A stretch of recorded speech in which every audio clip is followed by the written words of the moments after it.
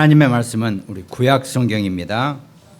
이사야서 40장 31절 말씀을 보시겠습니다. 구약 성경 이사야서 40장 31절 말씀을 우리 함께 천천히 합독합니다. 오직 여호와를 앙망하는 자는 새 힘을 얻으리니 독수리가 날개치며 올라감 같을 것이요 다른 박질하여도 곤비하지 아니하겠고 걸어가도 피곤하지 아니하리로다. 아멘. 여러분과 저의 우리 모두의 신앙생활, 우리 렘넌트들의 인생의 삶에 오늘 이사야서 40장 31절과 같은 이 힘이 넘쳐나기를 주님의 이름으로 축원드립니다. 오늘 먼저 서론에 우리가 보좌의 망대라고 하는 표현을 많이 쓰죠. 그 망대는 사실은 높은 망루를 의미하기도 하고 또 파수대를 의미도 하죠. 근데 이 기본이 가장 이 망대의 조건이, 그러니까 기본이 무너지지 않는 것입니다. 망대가 무너져 버리면 아무런 일이 안 되는 거죠. 그야말로 세상 말로 골치 아픈 거죠. 그래서 우리가 신앙생활하면서 여러분과 제가 우리 안에 내 살아가는 삶 여정 속에서, 삶 가운데서 이 하늘 보좌의 망대가 그 무너지지 않는 그 발판이 내 안에, 내 삶에, 내가 살아가는 도중에 늘 든든하게 자리를 잡고 있어야 한다는 겁니다. 그래서 이 망대의 세 가지 내용을 오늘 서론의 말씀으로 봅니다.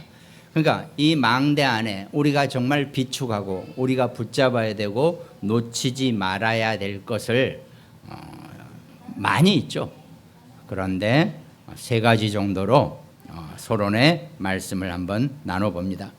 그 첫 번째가 보좌의 은혜가 우리 안에 늘 내 망대 속에, 내 안에 보좌의 망대 속에 이 보좌의 은혜가 늘 넘쳐나야 한다는 겁니다.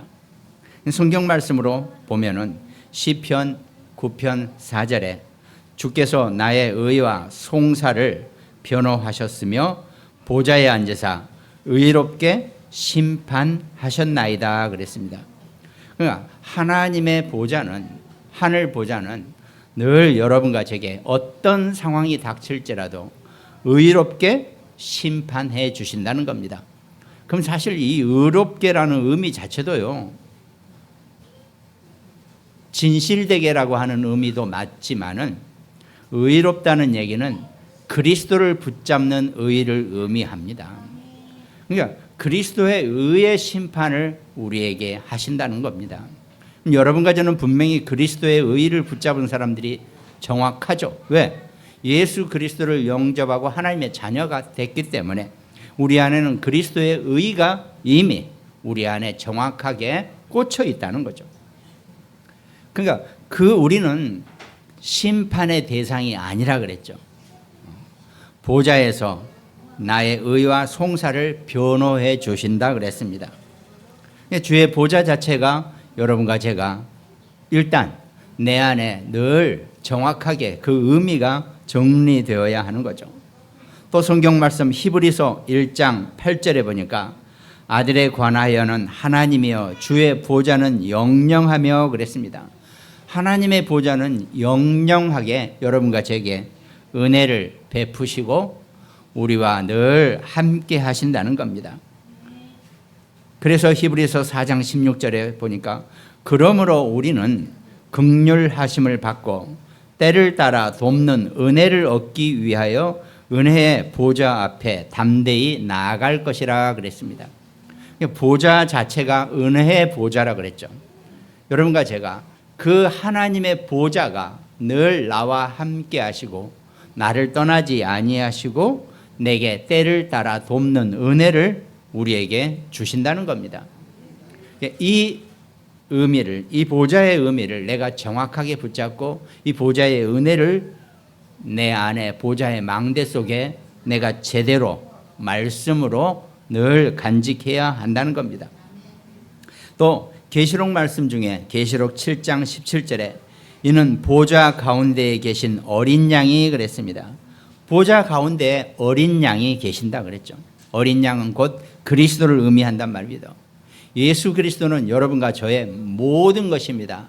나의 창세기 3장의 문제를 완전히 해결하시고 내 영적 문제를 완전히 치유하신 그리스도이십니다. 그 그리스도가 보좌 가운데에 계신다는 겁니다. 우리가 보좌의 망대라는 의미 속에서 이런 부분들이 내게 잔상으로라도, 잔상은 아니죠, 뭔가 내게 정확한 언약으로 이 말들이 내가 함께 합성이 되어져야 하는 겁니다. 단순히 보좌 해가지고는 별로 의미가 없어요. 내가 하나님의 보좌의 망대라는 이 고백을 했을 때는 지금 이런 말씀이 쭉 내 안에서 순간적으로 함께 해줘야 한다는 겁니다. 보좌 가운데에 계신 어린 양이 그들의 목자가 돼서 여러분과 저의 목자가 된다는 겁니다. 우리는 양이고 그리스도는 목자이시라는 거죠. 양은 잠시라도 목자의 인도 없이는 꼼짝 안 하는 것이 양들입니다. 그게 양들의 모습입니다. 여러분과 제가 바로 그런 거죠. 우리는 염소나 이리떼가 아니라 양입니다. 그러면 반드시 이 양을 목자이신 그리스도가 우리를 인도하시게 되어 있다는 겁니다. 그러니까 그들의 목자가 돼서 생명수 샘으로 인도하시고 그랬습니다. 생명수 샘으로. 그러니까 목자는 양을 어디 더러운 물로 안 끌어가요. 어디 나쁜 물로, 죽을 물로, 독이 있는 우물로 절대로 안 데리고 갑니다.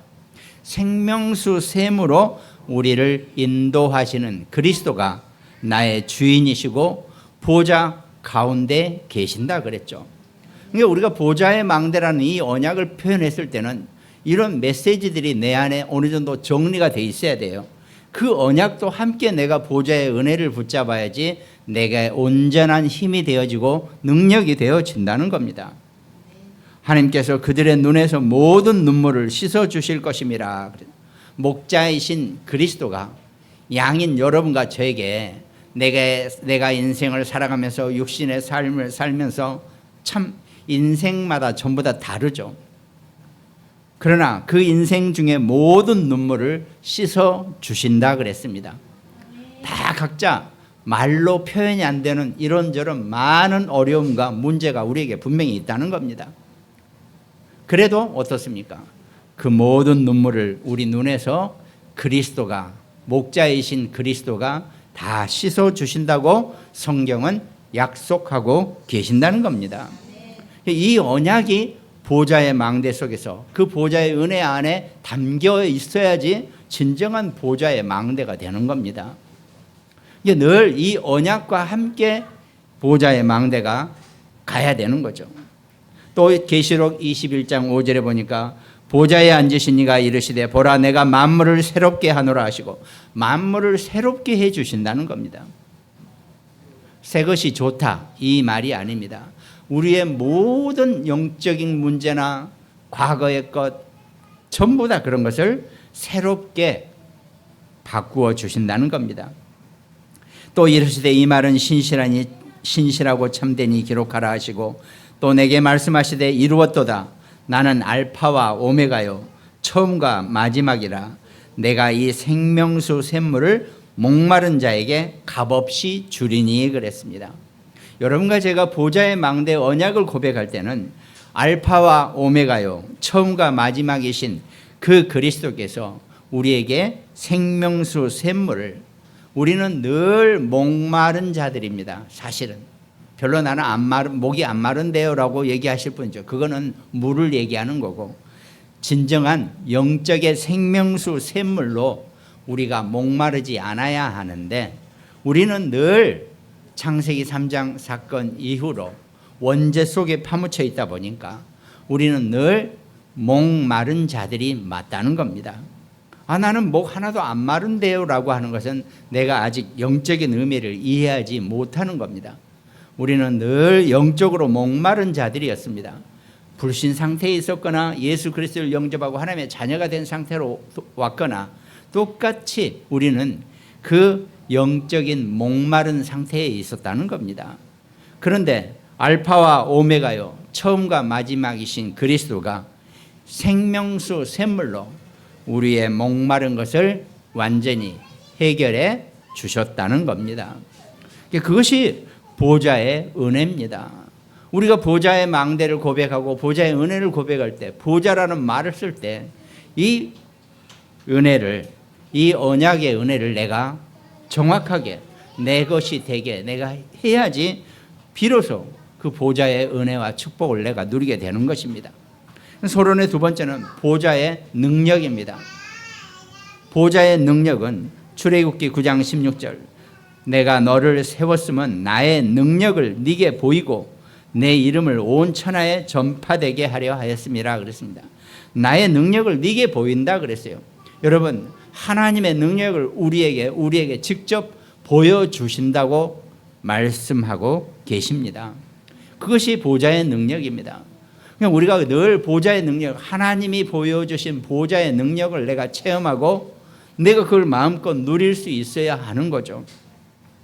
또 시편 27편 1절에 여호와는 나의 빛이요 나의 구원이시니 내가 누구를 두려워하리요 여호와는 내 생명의 능력이시니 그랬습니다. 창세기 3장 사건으로 우리가 생명이 죽어버렸어요. 생명을 잃어버렸는데 그리스도로 여러분과 제가 우리가 생명의 능력을 얻은 줄 믿으시기 바랍니다. 그 생명의 능력 있는 내가 누구를 무서워하리요 그랬습니다. 또 시편 118편 14절에 여호와는 나의 능력과 찬송이시요 또 나의 구원이 되셨도다 그랬습니다. 여러분과 제가 늘 이 고백을 하시기 바랍니다. 그리스도 성삼위 하나님은 나의 능력과 찬송이시고 나의 구원이시라고, 예수 그리스도가 나의 능력과 찬송이요 나의 구원이 되었다고 늘 고백하시기 바랍니다. 그러면서 오늘 본문 말씀 40장 28절부터 너는 알지 못하였느냐 듣지 못하였느냐 영원하신 하나님 여호와 땅끝까지 창조하신 이는 피곤하지 아니하시며 곤비하지 않으시며 명철이 한이 없으시며 피곤한 자에게는 능력을 주시며 무능한 자에게는 힘을 더하시나니 소년이라도 피곤하며 곤비하며 장정이라도 넘어지며 쓰러지되 오직 여호와를 앙망하는 자는 새 힘을 얻으리니 독수리가 날개 치며 올라감 같을 것이요 다른 박질하여도 곤비하지 아니하겠고 걸어가도 피곤하지 아니하리로다 그랬습니다. 인생의 삶을 사시면서 내가 곤비하고 피곤하다고 느끼십니까? 오직 여호와를 앙망하시기 바랍니다. 피곤한 자에게는 능력을 주시며 무능한 자에게는 힘을 더해 주신다고 약속하고 계십니다. 땅끝까지 창조하신 이는 피곤하지도 곤비하지 아니하시며 명철이 한이 없으신 분입니다. 그 영원하신 하나님의 언약을 붙잡고 그 하나님의 언약이, 그 능력이, 보좌의 능력이 내게 그대로 내 안에 넘쳐나서 내가 그 보좌의 망대를 내가 내 안에서 절대로 무너지지 않게 발판으로 붙잡고 사시기 바랍니다. 또 다니엘서 2장 23절 보니까 나의 조상들의 하나님이여 주께서 이제 내게 지혜와 능력을 주시고 그랬습니다. 하나님이 다니엘에게 지혜와 능력을 주신다 그랬습니다. 우리가 주께 구한 것을 내게 알게 하셨으니 내가 주께 감사하고 주를 찬양하나이다 그랬습니다. 여러분과 제가요 하나님의 지혜와 능력을 얻고 있으면 내 입에서 감사의 찬양을 나올 수밖에 없다는 것입니다. 그것이 우리의 신앙생활의 가장 보기 좋은 순리적인 모습이에요. 내가 하나님의 능력과 그 보좌의 능력으로 내가 힘을 얻고 사니까 나는 내 입에서 감사밖에 할 수 없다라는 거죠. 근데 워낙 그 보좌의 능력을 못 누리고 그 축복을 내가 제대로 체험하지 못하니까 어려운 문제도 감사하라고 우리가 오죽하면 그렇게 얘기합니까? 실제로 감사는 어떻습니까? 내게 정말 기쁘고 내게 좋은 일이 생기면 감사하는 거 아닙니까? 우린 다 인간이기 때문에. 근데 어떻습니까? 때로는 우리가 나쁜 일이 와도 감사하라고 하고 있잖아요. 이 말이 좀 안 맞는 것 같죠. 그 이유는 뭐냐면 우리가 그 한이 없는 그 보좌의 능력과 그 보좌의 은혜를 내가 받아놓고도 내가 그걸 제대로 체험하지 못하고 내가 그걸 제대로 누리지 못하니까 내가 온전하게 감사가 나오지 못한다는 겁니다.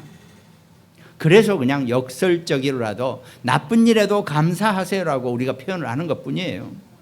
실제로 하나님 여러분과 제게 그 보좌의 능력을, 보좌의 은혜를 우리에게 한없이 아낌없이 남김없이 우리에게 쏟아 부어 주시고 있으며 우리 보고 그걸 마음껏 쓰고 다 써도 아무 상관이 없다라고 말씀하셔요. 왜?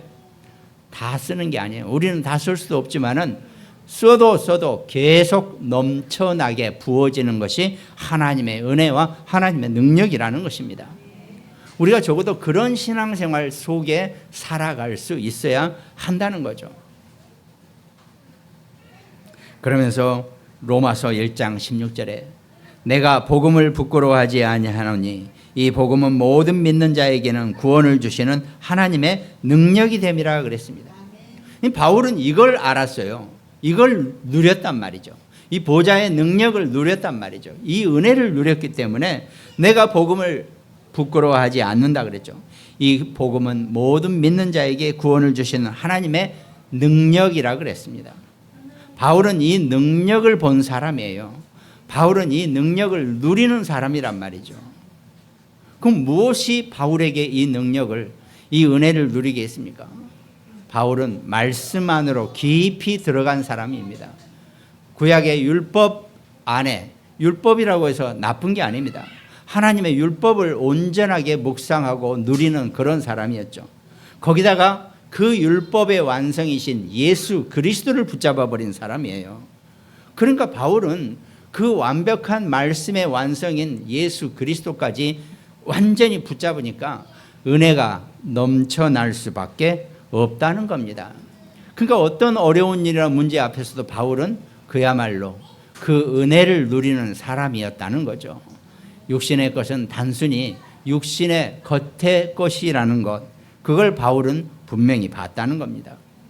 그러니까 바울은 늘 바울의 모든 서신서에서는 늘 감사하고 또 감사하는 이거밖에 없었다는 겁니다. 그걸 우리가 분명히 알아야 한다는 거죠. 그리고 서론의 세 번째가 보좌의 동행입니다. 그러니까 우리가 보좌의 망대를 내가 고백할 때는 보좌의 은혜와 보좌의 능력과 보좌의 동행을 내가 늘 체험하고 누릴 수 있어야 한다는 겁니다. 그게 내 안에 언약으로 고백되어지고 그게 내 속에 정말 힘이 되어져야 한다는 겁니다. 그래서 시편 16편 8절에 보니까 내가 여호와를 항상 내 앞에 모시며 그가 나의 오른쪽에 계심으로 내가 흔들리지 아니하리로다 그랬습니다. 내가 여호와를 항상 내 앞에 모신다 그랬어요. 운전하고 갈 때 내 앞에 여호와를 모시면 앞이 가려서 운전이 안 되겠죠. 그걸 얘기하는 게 아니고 정말 그리스도가 나의 주인이고 나의 선행자이시고 내 앞에 앞서서 나를 보호하시고 나를 인도하시는 그 여호와라는 고백을 하시기 바랍니다. 다윗은 그 고백을 하죠. 그러니까 어떤 상황에도 여호와가 나의 앞에 계시니까 내가 흔들릴 이유가 하나도 없다는 것입니다. 또 9절에 시편 16편 9절에 이러므로 나의 마음이 기쁘고 나의 영도 즐거워하며 내 육체도 안전히 살리니 그랬습니다. 이는 주께서 내 영혼을 수월에 버리지 아니하시며 주의 거룩한 자를 멸망시키지 않으실 것입니다 라고 고백한단 말이죠.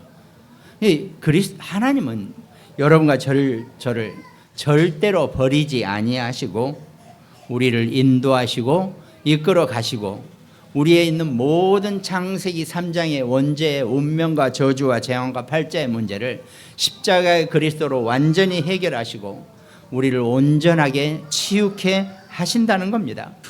그것이 동행하는 것입니다. 아니 보좌가 그 하늘 보좌가 나와 동행하는데 그냥 아무 의미 없이 나와 동행합니까? 여러분, 누구랑 어디 가는데 옆에 같이 동행하는 사람이 아무 의미가 없는 사람입니까? 그렇지 않잖아요. 뭔가 내게 중요하고 의미가 있으니까 함께 동행하는 거잖아요. 그죠? 의지가 되어지고 믿을만하고 함께 할 수 있으니까. 주의 보좌가 나와 동행한다는 의미를 확실하게 깨달으시고 그 은혜와 능력을 누리시기 바랍니다. 그러니까 여호수아 1.5절에 네 평생에 너를 능히 대적할 자가 없으리니 내가 모세와 함께 있었던 것 같이 너와 함께 있을 것임이라 그랬습니다. 하나님이 동행하는 자는, 보좌의 동행을 함께 누리는 자는 어떤 문제나 사건 앞에서도 결코 패배자가 되지 않는다는 겁니다. 승리자로 남게 될 것입니다. 누굴 이기고 누굴 앞서가는 승리자가 아니라 내 앞에 닥쳐오는 어떤 문제나 사건도 다 내 앞에서는 완전히 그 힘을 잃어버리는 그런 승리자를 의미한다는 겁니다. 내가 네게 명령한 것이 아니냐. 강하고 담대하라. 두려워하지 말며 놀라지 말라. 네가 어디로 가든지 네 하나님 여호와가 너와 함께 하시느니라 그랬습니다. 여러분, 인생 사시면서 우리 렘넌트들과 우리 자녀들이 네가 어디를 가더라도 네 하나님이 너와 함께 하실 것이라는 이것만 잊지 않고 살아간다면 아마 어떤 상황 속에서도 우리 렘넌트들은 하나님의 영광의 승리자가 된다는 것입니다. 이걸 우리가 분명히 언약으로 붙잡고 보좌의 능력이 나와 동행한다는 이 언약을 우리가 절대 놓치면 안 된다는 겁니다. 그러니까 여호수아서 14장 12절에 갈렙이 그런 고백을 했죠. 필경 여호와께서 나와 함께 하시면 내가 여호와께서 말씀하신 대로 그들을 쫓아내리이다 그랬습니다. 안악산지 앞에서 갈렙의 고백입니다. 안악산지는 어찌됐든 일반 그쪽 그 가나안 땅의 그 종족하고는 씨가 다른가 봐요. 키가 거의 2배예요. 이스라엘 사람들이 키가 별로 안 크거든요. 근데 이 안악산지는 거인들이라 그랬어요. 우리는 메뚜기와 같다라고 가데스 바네아에서 정탐꾼들이 그렇게 표현을 했어요. 우와, 갔더니 그들은 온전히 우리는 메뚜기고 그들은 어마어마한 거인이더라. 우린 다 죽었다. 이렇게 표현을 하는 것이 안악산지 사람들이었어요. 근데 갈렙은 하나님이 나와 함께 하시면 저것들은 우리의 밥이다. 이렇게 고백을 한다는 겁니다. 여러분, 보좌와 함께 동행하는 그런 축복자가 되시기 바랍니다. 보좌의 능력을 누리며 사시기 바랍니다. 보좌의 은혜 속에 있으시기 바랍니다. 그것이 보좌의 망대의 내용입니다. 우리가 보좌의 망대 이렇게 고백을 하는데 구체적으로 어떤 은혜와 능력과 동행을 내가 제대로 알지 못하면 내가 그것이 고백되어지지 않고 그것이 내 안에 무의식 속에서 잠재의식 속에서 그 말씀이 내게 있지 않으면 그냥 입으로만 고백되어지는 보좌의 망대가 될 것입니다. 정확하게 정말 말씀으로 그 은혜와 능력과 동행하심을 누리시기 바랍니다.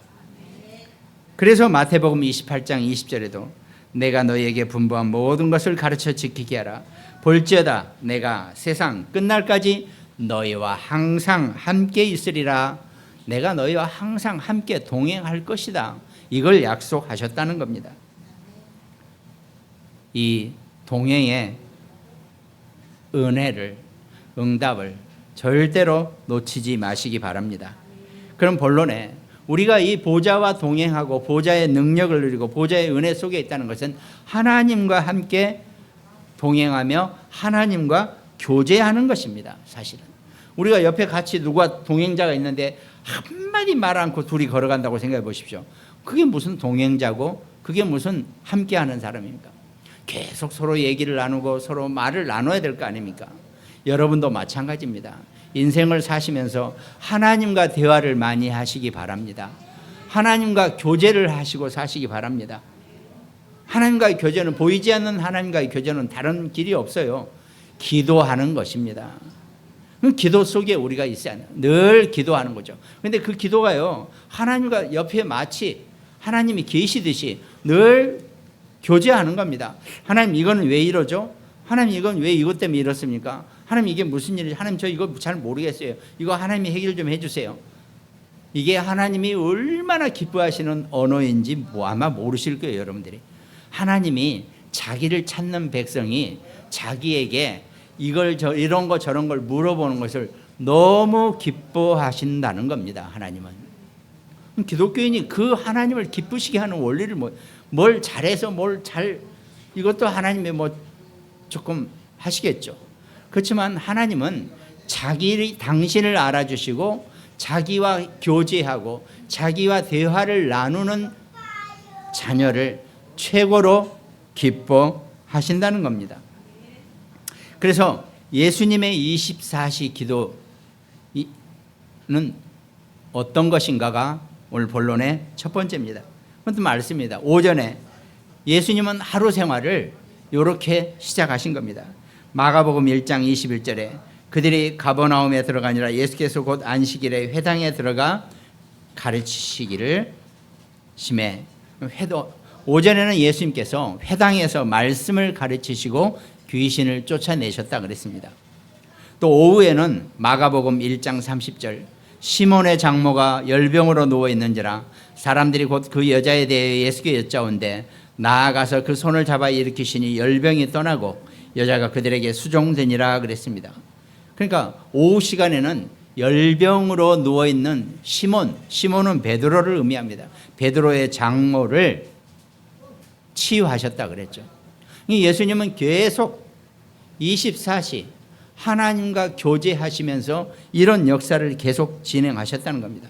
또 저녁 시간에는 마가복음 1장 32절에 저물어 해질 때에 모든 병자와 귀신 들린 자를 예수께 데려오니 온 동네가 그 문 앞에 모였더라.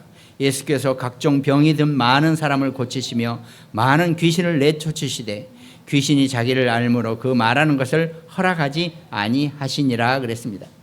모든 병자, 모든 귀신 들린 자를 흑암을 완전히 결박하는 시간이 저녁 시간이었다는 겁니다. 그러면 다음 날 새벽 마가복음 1장 35절 이 모든 치유의 역사와 말씀의 역사를 마치신 다음에 마가복음 1장 35절 새벽 아직도 밝기 전에 예수께서 일어나 나가 한적한 곳으로 가서 거기서 기도하시니 그랬습니다. 새벽에 하나님 앞에 내가 눈을 뜨자마자 누워있는 상태든 일어나든 어떤 상태든 먼저 하나님을 찾으시기 바랍니다. 보좌의 망대를 다시 확인하시기 바랍니다. 하나님의 은혜를 내가 고백하시기 바랍니다. 하나님께 감사하시기 바랍니다. 이것이 우리의 새벽 시간이라는 겁니다. 이것이 우리가 24시간 예수님이 교제하는 방법, 우리도 그 교제하는 방법 속에 우리가 하나님과 교제하면서 살아야 되겠죠. 본론의 두 번째는 우리가 하나님과 교제해야 할 이유가 성경 말씀 속에 있다는 겁니다. 시편 119편 32절 주께서 내 마음을 넓히시면 내가 주의 계명들로 달려가리이다 그랬습니다. 내 마음을 넓혀주셨기 때문에 내가 주의 계명 말씀들의 길로 달려간다 그랬습니다. 여러분 마음이 좁아가지고는 그 말씀을 받아들일 수가 없어요. 하나님이 내 마음을 넓히셔서 내가 그 말씀들을 받아들이고 그 말씀의 길로 달려간다 그랬습니다. 이것이 하나님과 교제하는 방법입니다. 내가 마음을 넓게 하고 하나님을 받아들이는 것, 하나님의 말씀과 함께하는 것, 그것이 하나님과 교제하는 것입니다. 그래서 에베소서 6장 11절에 마귀의 관계를 능히 대적하기 위하여 하나님의 전신 갑주를 입으라 그랬습니다. 우리의 씨름은 혈과 육을 상대하는 것이 아니요 통치자들과 권세들과 이 어둠의 세상 주관자들과 하늘에 있는 악의 영들을 상대하는 것이라 그랬습니다. 우리가 하나님과 교제해야 될 이유가 혈과 육의 싸움이 아니라 이 어둠의 세상 주관자들과 하늘에 있는 악의 영들을 늘 우리가 상대하기 때문에 우리는 늘 온 천지의 힘을 가지신 하나님과 교제하고 있어야 한다는 겁니다. 내가 하나님과 교제할 때 어떤 흑암도 나를 건들지 못하고 어떤 악한 것도 우리를 감히 공격하지 못한다는 것입니다. 베드로전서 5장 7절에 너희 염려를 다 주께 맡기라. 이는 그가 너희를 돌보심이라.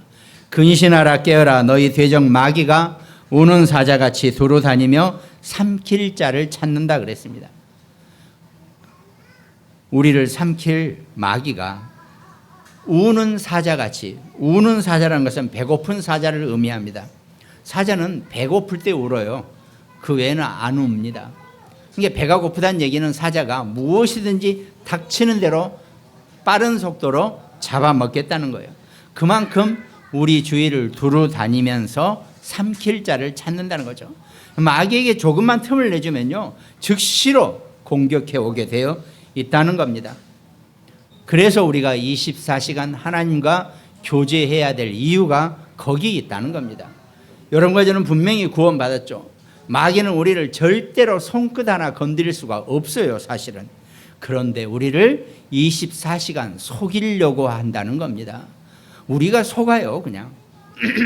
그런 예를 제가 들었잖아요.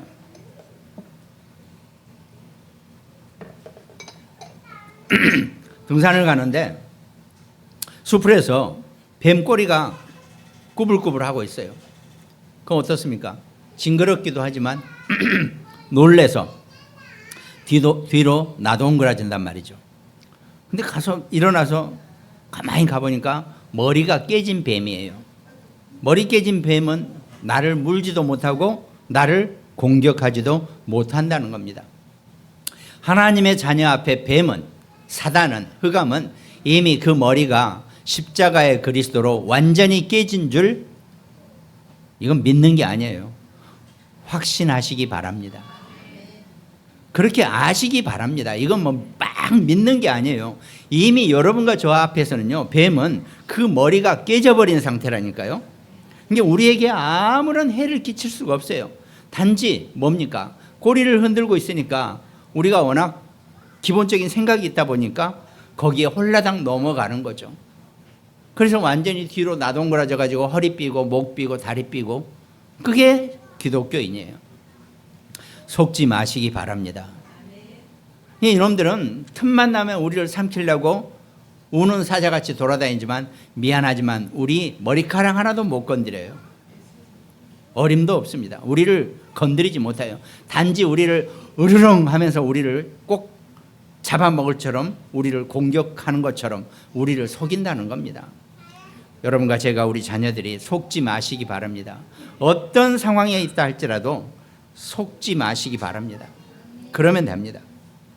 그것이 하나님과 교제해야 될 이유입니다. 그리고 세 번째는, 그래서 우리가 기도와 말씀의 교제가 반드시 필요하다는 겁니다. 시편 62편 8절에 백성들아 시시로 그를 의지하고 그의 앞에 마음을 토하라 그랬습니다. 여러분, 하나님 앞에 여러분들의 마음을 토해내시기 바랍니다. 우리가 기도한다는 것이 잘 기도하겠죠. 그런데요, 토해내듯이 기도하시기 바랍니다. 때로는 내가 정말 토하듯이 기도를 해야 된다는 거죠. 내 안에 토한다는 건 뭐예요? 내 안에 있는 모든 것을 다 쏟아내는 겁니다. 하나님 앞에 내 안에 있는 모든 것을 쏟아내시기 바랍니다. 하나님은 우리의 피난처이시로다 그랬습니다. 우리가 이 땅에서 살시면서요, 어디에도 우리의 피할 곳은 없습니다. 진짜 없어요. 내가 만들어 놓은 어떤 초롱성, 내가 만들어 놓은 어떤 곳에서도 내가 피할 곳이 없습니다. 오직 하나님만이 여러분과 저의 유일한 피난처이심을 고백하시기 바랍니다. 하나님만이 우리의 유일한 피난처이십니다. 그러니까 시편 119편 97절에 내가 주의 법을 어찌 그리 사랑하는지요 내가 그것을 종일 작은 소리로 읊조리나이다 그랬습니다. 다윗은 종일 양을 치우면서 목동 일을 하면서 하루 종일 주의 말씀을 주의 법을 계속 읊조렸다 그랬습니다. 여러분 하루 종일 정말 24시간 하나님의 말씀을 읊조리는 자가 되어보시기 바랍니다. 하나님이요, 여러분이 원하시는 거 무엇이든지 속히 이루어 주실 것입니다. 근데 우리가 24시간이 안 되죠. 12시간이라도 돼봐야 되는데 12분도 안 돼요. 정말 하나님의 말씀 속에서 그 말씀의 힘을 얻으시기 바랍니다. 그래서 에레미야서 33장 3절에 너는 내게 부르짖으라 내가 네게 응답하겠고 네가 알지 못하는 크고 은밀한 일을 너한테 보여줄 것이라 그랬습니다. 부르짖으라 그랬어요. 아까는 토하라 그랬죠. 토해내라 그랬잖아요. 어쩌면 하나님은 부르짖고 토해내는 기도를 뭐 더 좋아하신다 이렇게 표현하면 좀 이상하겠죠. 그러나 하나님은 뭔지 몰라도 부르짖고 토해내는 것에 훨씬 더 민감하게 반응하실 수도 있겠지라고 저는 생각해 봅니다. 인간의 생각이죠.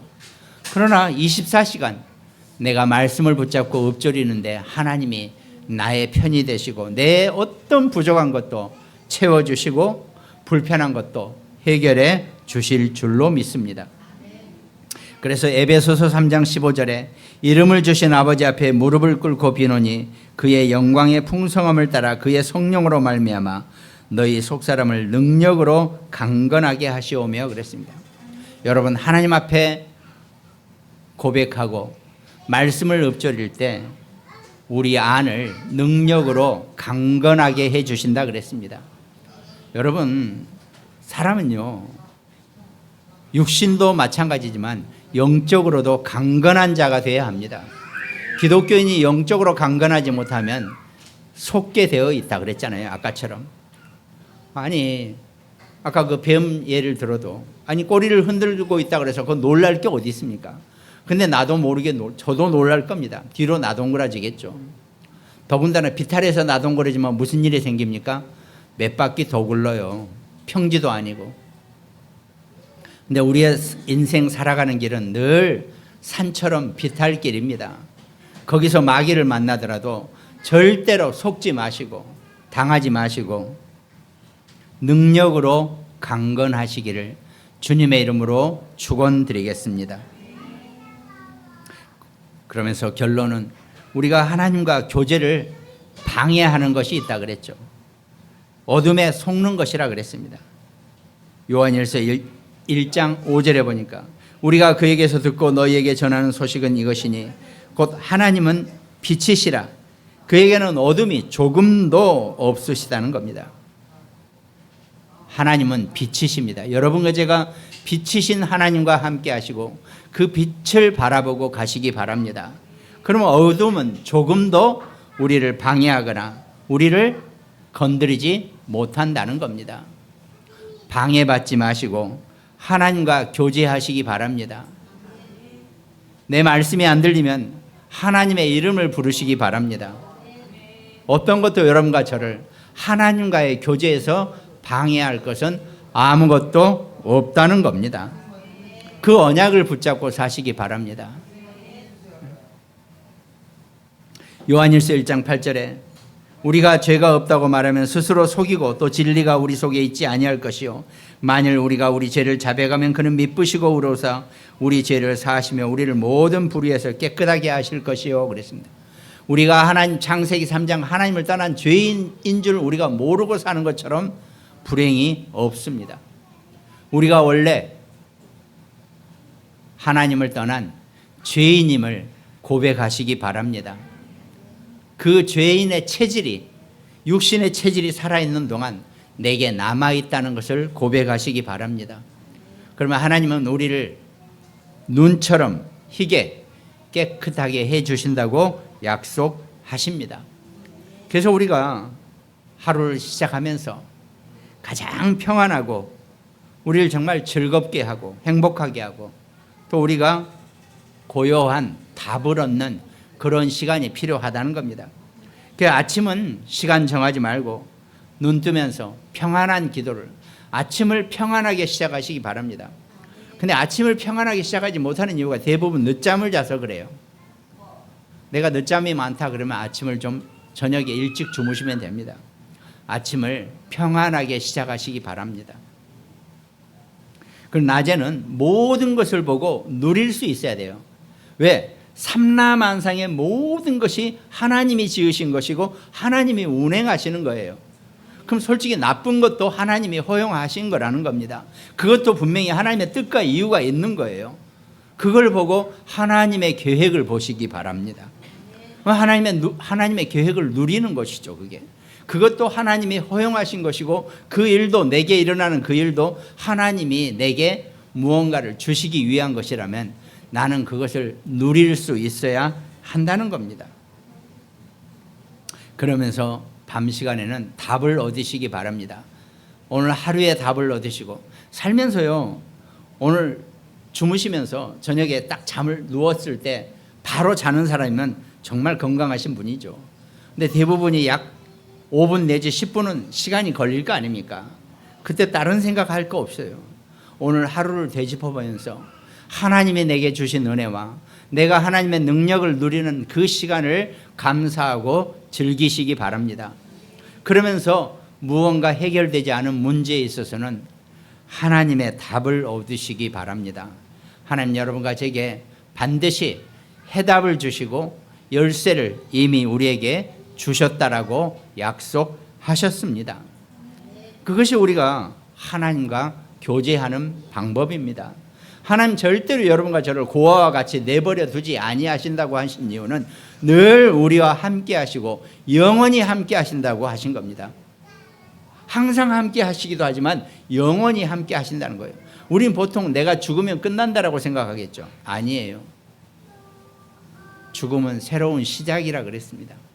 늘 우리에게 새로운 하나님의 새로운 시작을 우리에게 주신다는 겁니다. 그 언약을 붙잡으시기 바랍니다. 물론 우리 렘넌트들은 아직 그 단계까지는 오지 않았죠. 아직 인생을 한참 더 많이 살아야 하니까요. 그러나 인생을 어느 정도 진행하면서 정리하는 단계에 있으신 분들은 정말 이 영원이라는 개념을 제대로 이해하시고 영원히 나와 함께 하시는 하나님을 고백하시고 누리시기 바랍니다.